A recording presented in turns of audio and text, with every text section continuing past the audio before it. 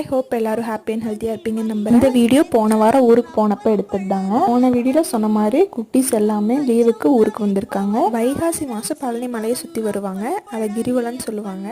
அது மொத்தம் 14 நாள் இருக்கும். பழனி அப்புறம் பழனி பக்கத்தில் இருக்க சின்ன சின்ன கிராமத்தில் இருக்கவங்க எல்லாரும் வந்து சுற்றி சாமி கும்பிட்டு போவாங்க. இந்த வருஷம் நாங்கள் பாப்பாங்க எல்லாத்துக்கும் முருகன் வேஷம் போட்டு நாங்கள்லாம் நடந்து போனோம். 4 பேரும் பயங்கர க்யூட்டாக இருந்தாங்க. யாருமே டயர்ட் ஆகாமல் செமையாக என்ஜாய் பண்ணிவிட்டு ஆடிட்டு வந்துட்டு இருந்தாங்க.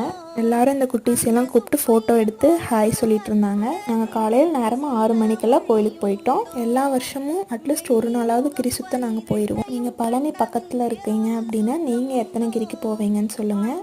அப்புறம் கொஞ்சம் பேர்த்துக்கு அன்னதானம் அரேஞ்ச் பண்ணியிருந்தோம். எல்லாரும் நல்லா திருப்தியாக சாப்பிட்டு குதிரை வண்டி வந்துச்சு, பாப்பாவோட போகணும்னு ஆசைப்பட்டாங்க. அப்புறம் அப்படியே குதிரை சவாரி போயிட்டு ஜாலியாக வீட்டுக்கு கிளம்பிட்டோம்.